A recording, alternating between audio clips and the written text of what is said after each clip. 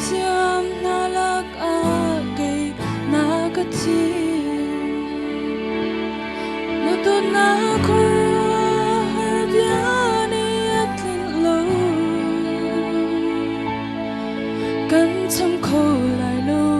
Nuto na kwaro har Minung min mo agatling shimlo boy pa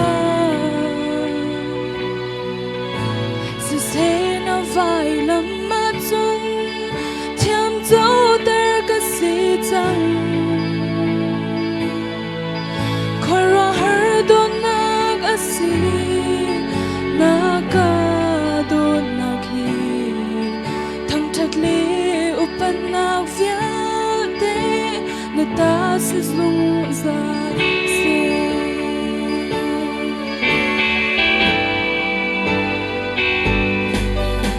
Sar mi pang par phing let lang do na le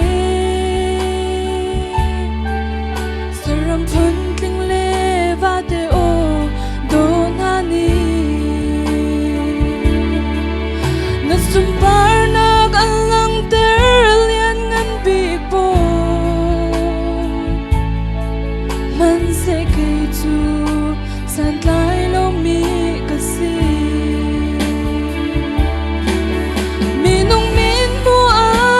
Gatling shimlo boy pa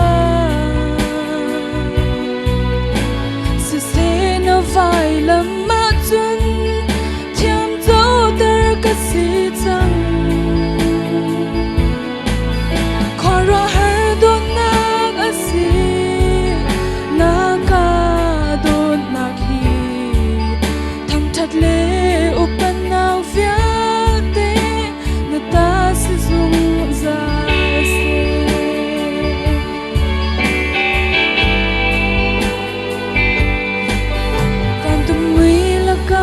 Chung arfi zeo na le Rilipi na le kwari thong thang na ni Na sumpar nag alang ter lian ngan big bo Man se kay tu mitling lo mi kasi Minung min mo agatling shimlo boy pa Se na vai lam ma chun Thiam dấu tơ ka si chang Khói ra hở đôn nạc á si Na ca đôn nạc hi Thăng thật lấy upan nạc viết tế Na ta sẽ dung dài se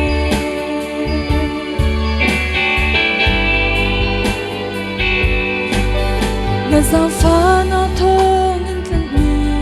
karak si Asung loi tu ke na vel ngay nak hi Van chung sum par na ro sung pe karak si